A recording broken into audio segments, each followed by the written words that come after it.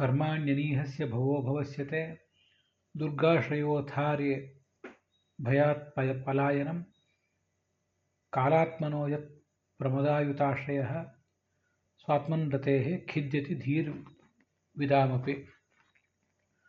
ಭಾಗವತದ 3ನೇ ಸ್ಕಂದದ 4ನೇ ಅಧ್ಯಾಯದ 16ನೇ ಶ್ಲೋಕ ಇವತ್ತು ನಾವು ನೋಡಬೇಕಾದದ್ದು. ಉದ್ಧವ ತಾನು ಕೃಷ್ಣನ ಜೊತೆಗೆ ಮಾತನಾಡಿದ್ದನ್ನು ವಿದುರನಿಗೆ ಹೇಳ್ತಿದ್ದಾನೆ. ನನಗೆ ಭಗವಂತನೇ ನಿನ್ನ ಬಗ್ಗೆನೇ ಹೆಚ್ಚು ತಿಳಿಯುವ ಅಪೇಕ್ಷೆ. ಯಾಕೆಂದರೆ ನಿನಗೆ ಕರ್ಮ ಬಂಧನ ಇಲ್ಲ, ಆದರೂ ಕರ್ಮ ಮಾಡ್ತಿ. ನೀನು ಹುಟ್ಟಿಲ್ಲ, ಆದರೂ ಹುಟ್ಟುತ್ತಿ. ನೀನು ಕಾಲರೂಪದಿಂದ ಸರ್ವಸಂಹಾರಕ, ಆದರೆ ರಕ್ಷಣೆಗಾಗಿ ದ್ವಾರಕೆಯಂಥ ಸುರಕ್ಷಿತ ಪ್ರದೇಶಕ್ಕೆ ಹೋಗಿ ಇರಬೇಕು ಅಂತ ವಿಚಾರ ಮಾಡ್ತಿ.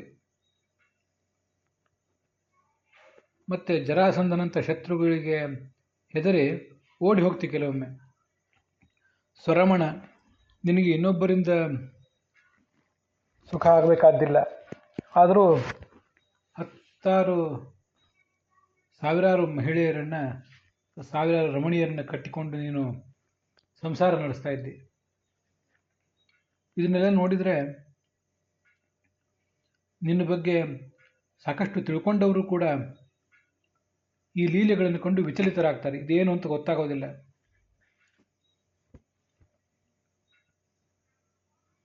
ಈ ಶ್ಲೋಕದ ಬಗ್ಗೆ ವಿಜಯಧ್ವಜರು, ಯಾದವಾರ್ಯರು ಏನು ಹೇಳ್ತಾರೆ ಅಂತ ಅನ್ನೋದನ್ನು ನೋಡೋಣ. ಹಾಗೆ ಉಳಿದ ವ್ಯಾಖ್ಯಾನಕಾರರು ಏನು ಹೇಳ್ತಾರೆ ಅನ್ನೋದನ್ನು ನೋಡೋಣ.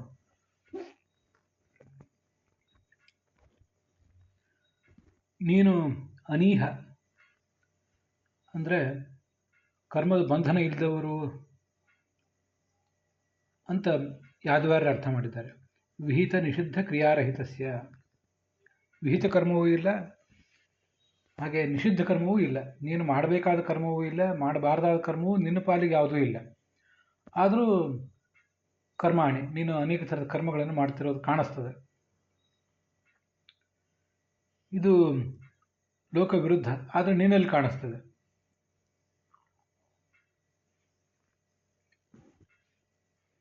ಆದ್ದರಿಂದ ನೀನು ಎಲ್ಲ ಲೀಲೆಗಳನ್ನು ತಿಳಿದವರು, ಉತ್ಪತ್ತಿ ಸ್ಥಿತಿ ಸಂಹಾರ ಮೊದಲಾದ ನಿನ್ನ ಎಲ್ಲ ಲೀಲೆಗಳನ್ನು ತಿಳಿದಂಥ ನಮಗೂ ಕೂಡ, ನಮ್ಮ ಬುದ್ಧಿಯೂ ಕೂಡ ಮೋಹಕ್ಕೊಳಗಾಗ್ತದೆ. ನೀನು ಅಭವ, ಜನ್ಮರಹಿತ, ಆದರೂ ಜನ್ಮವನ್ನು ತಾಳ್ತಿ.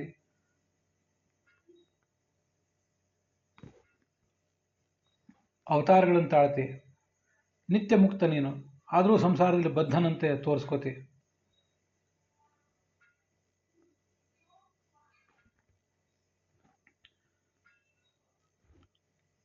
ತೇ ದುರ್ಗಾಶ್ರಯ ಅಂತಿದೆ.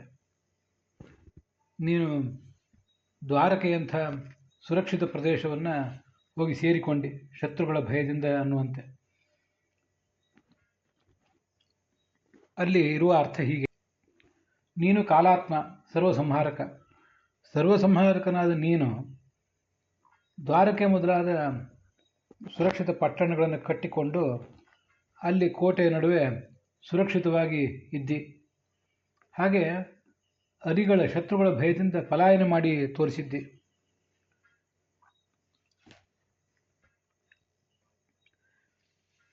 ಹೀಗೆ ದುರ್ಗ ಅಂದರೆ ದ್ವಾರಕೆ ಮೊದಲಾದ ಸುರಕ್ಷಿತ ಕೋಟೆ ಕೊತ್ತಲಗಳು.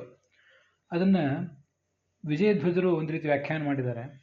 ಇದು ಒಂದು ರೀತಿ ವಿಶಿಷ್ಟವಾಗಿ ಕಾಣಿಸ್ತದೆ. ನೋಡೋಣ ಅದನ್ನು. ಕರ್ಮಾಣಿ ಅನೀಹಸ್ಯ ಅಂತಿದೆಯಲ್ಲ, ನಿನಗೆ ಮೂಲತಃ ಯಾವುದೇ ಕರ್ಮ ಇಲ್ಲ, ಪ್ರಾಕೃತ ಕರ್ಮ ಇಲ್ಲ. ನಿನಗೆ ಕರ್ಮರಹಿತನಾದರೂ ಕರ್ಮ ಮಾಡ್ತಿ. ನಿಷಿದ್ಧ ಕರ್ಮ ಇಲ್ಲ, ವಿಹಿತ ಕರ್ಮ ಇಲ್ಲ ಅಂತ ಯಾದವಾರ್ಯರು ಮಾಡಿದ ಅರ್ಥ ಅದಿರಲಿ. ಹುಟ್ಟಿಲ್ಲದವನು ಆದರೂ ಅವತಾರ ಮಾಡ್ತಿ ಅಂತನ್ನೋ ರೀತಿಯಲ್ಲಿ ಅನೀಹಸ್ಯ ಕರ್ಮಾಣಿ ಅಂತನ್ನೋದನ್ನು ನಾವು ತಿಳಿದು ನೋಡಿದರೆ, ನಿನಗೆ ಮೂಲತಃ ಯಾವುದೇ ಕರ್ಮ ಇಲ್ಲ, ಪ್ರಾಕೃತ ಕರ್ಮ ನಿನ್ನಲ್ಲಿಲ್ಲ, ಆದರೂ ಕರ್ಮಗಳನ್ನು ಮಾಡ್ತಿ. ಕರ್ಮರಹಿತನಾದರೂ ಕರ್ಮ ಮಾಡ್ತಿ ಅಂತ.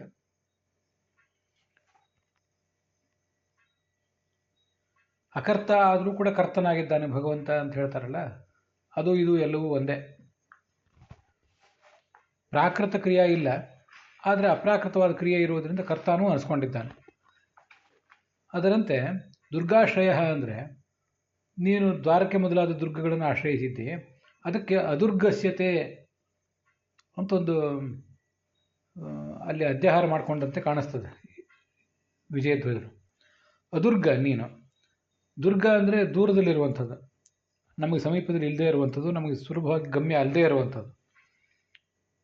ಅದುರ್ಗ ಅಂದರೆ ನೀನು ನಿತ್ಯ ನಿಕಟವರ್ತಿ, ನಮ್ಮೆಲ್ಲರ ಹೃದಯ ಗುಹೆಯಲ್ಲೇ ನೀನಿದ್ದಿ. ಅಂಥವನು ಕೂಡ ನೀನು ದ್ವಾರಕೆ ಮೊದಲಾದ ತೀರ ದೂರದ ದುರ್ಗಗಳನ್ನು ರಕ್ಷಣೆಗಾಗಿ ಅವಲಂಬಿಸಿದೆ. ಈ ಶ್ಲೋಕದಲ್ಲೆಲ್ಲವೂ ಕೂಡ ಪರಸ್ಪರ ವಿರುದ್ಧವಾದ ಸಂಗತಿಗಳು ಅಂತ ಪರಸ್ಪರ ವಿರುದ್ಧವಾಗಿ ಏನು ಕಾಣಿಸ್ತವೆ ಅದನ್ನು ವರ್ಣನೆ ಮಾಡಿದಂತೆ ಕಾಣಿಸ್ತದೆ. ಎಲ್ಲರ ಜರಾಸಂಧನ ಸಾತ್ವಿಕರಾದ ದೇವತೆಗಳ, ರಾಜಸರಾದವರ, ಹಾಗೆ ಜರಾಸಂಧ ಮೊದಲಾದ ನೀಚರ ಎಲ್ಲರ ಹೃದಯ ಗುಹಾದಲ್ಲಿಯೂ ನೀನಿದ್ದೆ. ಆದರೂ ಜರಾಸಂಧನಿಗೆ ಸಿಗಬಾರದೆಂಬುವಂತೆ ದ್ವಾರಕೆ ಮೊದಲಾದ ದೂರ ಪ್ರದೇಶದ ಕೋಟೆ ಕೊತ್ತಲಗಳಲ್ಲಿ ನೆಲೆ ಮಾಡಿಕೊಂಡಿದ್ದೆ.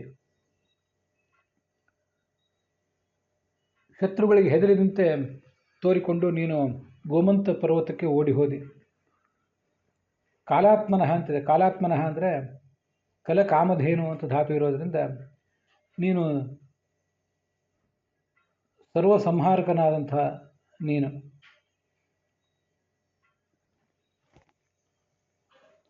ಸರ್ವಸಂಹಾರಕನಾದ ನೀನು ಅಂತನ್ನೋದನ್ನು ಆ ಹಿಂದಿನ ಅರಿಭಯಾತ್ ಪಲಾಯನಂ ಅಂತಲ್ಲಿ ಹೊಂದಿಸ್ಕೋಬೇಕು. ನೀನೇ ಸರ್ವಸಂಹಾರಕ.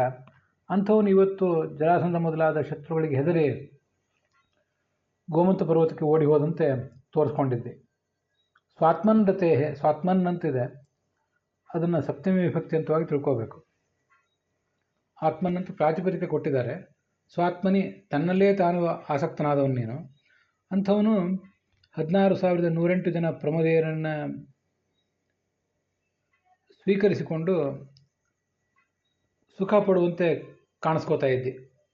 ಇದು ಖಿದ್ಯತಿ ವಿದಾಮಪಿ ಧೀಹಿ, ಯಾರು ಜ್ಞಾನಿಗಳಿದ್ದಾರೆ ಅವರ ಬುದ್ಧಿಯೂ ಕೂಡ ಹೀಗೆ ಭ್ರಾಂತಿ ಒಳಗಾಗ್ತದೆ. ಇದಿಷ್ಟು ವಿಜಯಧ್ವಜರು ಬರೆದದ್ದು. ಯಾದವರರು ಬರೆದದ್ದು ಆವಾಗಲೇ ಹೇಳಿದೆ. ಇವನು ಅನೀಹ, ವಿಹಿತ ಕರ್ಮವೂ ಇಲ್ಲ, ನಿಷಿದ್ಧ ಕರ್ಮವೂ ಇಲ್ಲ ಇವನಿಗೆ. ಆದರೆ ಇವನು ಕರ್ಮಗಳನ್ನು ವಿಧಿಬದ್ಧನಾಗಿ ಸ್ನಾನ ಸಂಧ್ಯಾ ಇತ್ಯಾದಿ ಕರ್ಮಗಳನ್ನು ಮಾಡುವಂತೆ ತೋರಿಸ್ಕೋತಾನೆ. ಅಭವಸ್ಯ, ಉತ್ಪತ್ತಿರಹಿತನಾದ ನೀನು ಭವವನ್ನು ತೋರಿಸ್ಕೋತಿ, ಅವತಾರವನ್ನು ತೋರಿಸ್ಕೋತಿ. ಕಾಲಾತ್ಮ, ಸರ್ವಸಂಹಾರಕನಾದ ನೀನು ದ್ವಾರಕೆ ಮೊದಲಾದ ದುರ್ಗಗಳನ್ನು ಅವಲಂಬಿಸ್ತಿ. ಇಲ್ಲಿ ಆ ಕಾಲಾತ್ಮನಃ ಅಂತನ್ನೋದೊಂದು ಎಲ್ಲಿ ಅನ್ವಯಿಸಬೇಕು ಅಂತ ತೋರಿಸೋದಿಲ್ಲ. ಅನೀಹಸ್ಯ ಕರ್ಮಾಣಿ, ಕರ್ಮರಹಿತನಾದ ನೀನಲ್ಲಿ ಕರ್ಮಗಳು ಕಾಣ್ತಾ ಇವೆ, ಅಲ್ಲಿಗೆ ಒಂದು. ಉತ್ಪತ್ತಿರಹಿತನಾದ ನಿನಗೆ ಹುಟ್ಟುಗಳು ಕಾಣಿಸ್ತಾ ಇವೆ, ಅರ್ಥಾತ್ ಅವತಾರಗಳು ಕಾಣಿಸ್ತಾ ಇದ್ದಾವೆ, ಎರಡನೇದ್ದು. ಅರಿಭಯಾತ್ ಪಲಾಯನಂ ಅಂತಿದೆ, ಶತ್ರುಗಳ ಭಯದಿಂದ ಓಡಿ ಹೋದ್ದು, ಅದು ಮೂರನೇದು. ಮುಂದೆ ಸ್ವಾತ್ಮನಲ್ಲೇ ಆಸಕ್ತನಾದವನು, ಸ್ವರಮಣನಾದರೂ ಈ ಸಾವಿರಾರು ಜನ ಸ್ತ್ರೀಯರ ಜೊತೆಗೆ ನೀನು ರಮಿಸುವುದು ಅಂತನ್ನೋದು ನಾಲ್ಕನೇದು. ಇನ್ನು ದುರ್ಗಾಶ್ರಯ ಮತ್ತು ಕಾಲಾತ್ಮನಃ ಅಂತ ಎರಡು ಉಳಿದವು. ಅದಕ್ಕಾಗಿ ಕಾಲಾತ್ಮಕ ಸರ್ವಸಂಹಾರಕನಾದ ನೀನು ದ್ವಾರಕೆ ಮೊದಲಾದ ದುರ್ಗಗಳಲ್ಲಿ ಇದ್ದು ರಕ್ಷಣೆ ಪಡೆದದ್ದು ಇದು ವಿಚಿತ್ರವಾಗಿದೆ. ಸರ್ವಸಂಹಾರಕನಾದ್ದರಿಂದ ಜರಾಸಂಧ, ಶಿಶುಪಾಲದಂಥ ವಕ್ರ ಮೊದಲಾದವರನ್ನು ಯಾವಾಗಲೂ ಸದೆ ಬಿಡಬಹುದಿತ್ತು. ಆದರೆ ಅದನ್ನು ಮಾಡದೆ ಅವರಿಂದ ತಪ್ಪಿಸ್ಕೊಳ್ಬೇಕು ಅನ್ನುವಂತೆ ನೀನು ದ್ವಾರಕೆ ಮೊದಲಾದ ದುರ್ಗಗಳಿಗೆ ಹೋಗಿದ್ದಿ. ಅದು ನಮಗೆ ಬಹಳ ವಿಲಕ್ಷಣವಾಗಿ ಕಾಣಿಸ್ತದೆ. ಇದರಿಂದ ನಮ್ಮ ಈ ಬುದ್ಧಿ ಮೋಹಕ್ಕೊಳಗಾಗ್ತದೆ, ಅದು ಅದರ ಅರ್ಥ. ಖಿದ್ಯತಿ ಅಲಂ ಬುದ್ಧಿಂ ನ ಪ್ರಾಪ್ನೋತಿ. ಇದರಿಂದ ಸಮಾಧಾನ ಆಯಿತು. ಭಗವಂತನ ಈ ಲೀಲೆಗಳನ್ನು ಗಮನಿಸಿದಾಗ ಇದರಿಂದ ಸಮಾಧಾನ ಅಂತ ಕಾಣಿಸೋದೇ ಇಲ್ಲ. ಚಂಚಲತೆಯೇ ನಮಗೆ ಕಾಡ್ತಾ ಇದೆ, ನಮ್ಮ ಮನಸ್ಸನ್ನು ಕಾಡ್ತಾ ಇದೆ. ಯಾಕೆ ಹೀಗೆ? ಭಗವಂತ ನಿರಾಕಾರ ಅಂತ ಕೆಲವರು, ನಿರ್ಗುಣ ಅಂತ ಕೆಲವರು, ನಿಷ್ಕ್ರಿಯ ಅಂತ ಕೆಲವರು, ಅಂಥವನ್ನೂ ಎಲ್ಲ ನಾವು ಕೇಳಿಬಿಟ್ಟಿರ್ತೇವೆ. ಭಗವಂತನ ಬಗ್ಗೆ ಗಾಢವಾದ ಭಕ್ತಿಯೂ ಇದೆ. ಭಗವಂತನನ್ನು ತಲುಪಬೇಕೆಂಬ ಹಂಬಲವೂ ಇದೆ. ಅವನು ಕರ್ಮರಹಿತನಾದವನು ಕರ್ಮ ಹೇಗೆ ಮಾಡ್ತಾನೆ ಅಂತ ಪ್ರಶ್ನೆ ನಮ್ಮನ್ನು ಕಾಡಿಬಿಡ್ತದೆ ಇದ್ದಕ್ಕಿದ್ದಂತೆ. ಅನೇಕ ಜನ ಹಾಗೆ ಹೇಳ್ತಾರೆ, ಭಗವಂತನಿಗೆ ಯಾವ ಕರ್ಮವೂ ಇಲ್ಲ, ಕ್ರಿಯೆಯೂ ಇಲ್ಲ, ಗುಣವೂ ಇಲ್ಲ, ಆಕಾರವೂ ಇಲ್ಲ, ಅವನಿಗೆ ಅವತಾರವೂ ಇಲ್ಲ ಅಂತ ಹೇಳುವವರಿದ್ದಾರೆ. ಅವನು ಓಡಿದ್ದು ಮತ್ತೆ ಅದನ್ನು ತಪ್ಪಿಸ್ಕೊಂಡದ್ದು, ಸಾವಿರಾರು ಜನ ಸ್ತ್ರೀಯರ ಜೊತೆಗೆ ರಮಿಸಿದ್ದು, ಯಾವ ಕಥೆಗಳನ್ನು ಅವ್ರು ಒಪ್ಪೋದಿಲ್ಲ. ಇವೆಲ್ಲ ಕಥೆಗಳನ್ನು ಮಾಯೆ ಅಂತ ಹೇಳಿಬಿಡ್ತಾರೆ. ಇಂಥವೆಲ್ಲ ವಾದಗಳನ್ನು ಕೇಳಿದಾಗ ಮತ್ತಷ್ಟು ಗೊಂದಲ ಆಗ್ತದೆ ನಮಗೆ. ಅದೇ ವಿಧಾಮಪಿ ಧೀಹಿ, ಮತ್ತಷ್ಟು ಭಗವಂತನನ್ನು ಯಾವ ರೀತಿ ನಾವು ಉಪಾಸಿಸಬೇಕು ಅನ್ನೋದ್ರ ಬಗ್ಗೆ ನಮಗೆ ಗೊಂದಲ ಆಗಿಬಿಡ್ತದೆ. ಈ ಎಲ್ಲ ಕಥೆಗಳು ಪ್ರಕ್ಷಿಪ್ತವೋ ಹೇಗೆ ಅಂತ ಅಂದುಕೊಂಡವರಿದ್ದಾರೆ. ಕಥೆಗಳು ಪ್ರಕ್ಷಿಪ್ತ ಅಲ್ಲ, ಆ ಶ್ಲೋಕಗಳೆಲ್ಲ ಸರಿಯಾಗೇ ಇವೆ, ಅದಕ್ಕೆ ನಮ್ಗೆ ಸರಿಯಾಗಿ ಅರ್ಥ ಮಾಡಲಿಕ್ಕೆ ಬಂದಿಲ್ಲ. ಅವನೇನು 16,108 ಜನ ಸ್ತ್ರೀಯರ ಜೊತೆಗೆ ವಿಹರಿಸಿಯೂ ಇಲ್ಲ, ಗೋಪ ಸ್ತ್ರೀಯರ ಜೊತೆಗೆ ಆತ ರಾಸ ಮಾಡಿದ್ದೂ ಇಲ್ಲ. ಅದಕ್ಕೆಲ್ಲದಕ್ಕೂ ಬೇರೆಯದೇ ಆದ ಸಂಕೇತ ಇದೆ. ಅದನ್ನು ಈ ಅಕ್ಷರಶಃ ಅರ್ಥದಲ್ಲಿ ತಗೊಳ್ಬಾರ್ದು ಅಂತ ಹೇಳೋರಿದ್ದಾರೆ. ರಾಸಕ್ರೀಡೆ ಅಂದರೆ ಒಳಗಿರುವ ಭಗವಂತ ಅವನೊಬ್ಬ, ಉಳಿದೆಲ್ಲ ಗೋಪಸ್ತ್ರೀಯರು ಅಂದರೆ ಜೀವರು, ಹೀಗೆ ಅರ್ಥ. ಅದಕ್ಕೆ ವಸ್ತುತಃ ಭಗವಂತ ವ್ಯಭಿಚಾರನೇನೂ ಮಾಡಲಿಲ್ಲ ಅಂತ ಅದನ್ನು ಬೇರೆ ಬೇರೆ ರೀತಿಯಾಗಿ ಹೊಂದಿಸುವವರಿದ್ದಾರೆ. ಇದೇ ಬುದ್ಧಿಯ ಚಾಂಚಲ್ಯ, ಇದೇ ಬುದ್ಧಿಯ ಖೇದ. ಅಂದರೆ ಬುದ್ಧಿಮತಾಮಪಿ ಜನಸಾಮಾನ್ಯರಿಗೆ ಈ ಥರದ ಸಂಶಯಗಳು ಬರದೇ ಹೋಗ್ಬೋದು. ಆದರೆ ಈ ಎಲ್ಲ ಅನೇಕ ವಾದಗಳನ್ನು ಕೇಳಿದವರಿಗೆ ಈ ಥರದ ಒಂದು ಮೋಹ ಬಂದೇ ಬರ್ತದೆ. ಅದು ಭಾಗವತದಲ್ಲಿ ಇನ್ನೊಂದು ಶ್ಲೋಕ ಇದೆ, ಅದು ನಂಗೆ ನೆನಪಿಗೆ ಬರ್ತದೆ.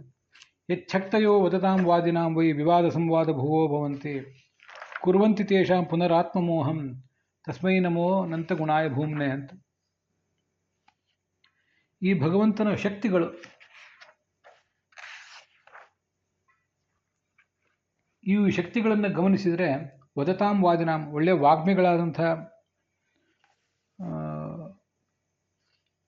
ಸಾಧಕರ ನಡುವೆ ಕೂಡ ಇದೊಂದು ದೊಡ್ಡ ಚರ್ಚೆಯನ್ನೇ, ವೈಚಾರಿಕ ಸಂಘರ್ಷವನ್ನೇ ಹುಟ್ಟಿ ಹಾಕಿಬಿಡ್ತದೆ. ವಿವಾದ ಸಂವಾದ ಭುವೋ ಭವಂತಿ, ಕೆಲವರು ಒಪ್ತಾರೆ, ಕೆಲವರು ಇನ್ನು ಕೆಲವನ್ನು ಒಪ್ಪೋದಿಲ್ಲ. ಕುರುವಂತೆ ತೇಷಾಂ ಪುನರ್ ಆತ್ಮಮೋಹಂ, ಭಗವಂತನ ಬಗ್ಗೆನೇ ಒಂದು ಮೋಹ ಬರುವಂತೆ ಮಾಡಿಬಿಡ್ತಾರೆ. ಭಗವಂತನ ದೂತನಾದ, ಭಗವಂತನ ಭಕ್ತರಾದಂಥವ್ರು ಜನ ಏನಿದ್ದಾರೆ ಅವ್ರ ಬಗ್ಗೆ, ಅವರು ತೋರಿಸಿದ ಲೀಲೆಗಳ ಬಗ್ಗೆ ಗೊಂದಲ ಆಗುವಂತೆ ಆಗಿಬಿಡ್ತದೆ ಅವರಿಗೆ.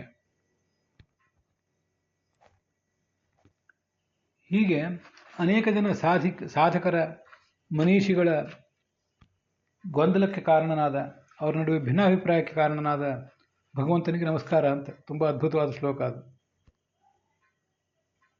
ಅನೀಹ ಅಂದರೆ ನಿಸ್ಪೃಹ ಅಂತಲೂ ಅರ್ಥ ಆಗ್ಬೋದು, ನಿಷ್ಕ್ರಿಯ ಅಂತಲೂ ಅರ್ಥ ಆಗ್ಬೋದು ಅಂತಾರೆ ಶ್ರೀಧರರು. ಈಹ ಅನ್ನೋ ಧಾತು ಆ ಆಸೆ ಅನ್ನೋ ಅರ್ಥವನ್ನು ಹೇಳ್ತದೆ, ಕ್ರಿಯೆಯನ್ನು ಹೇಳ್ತದೆ.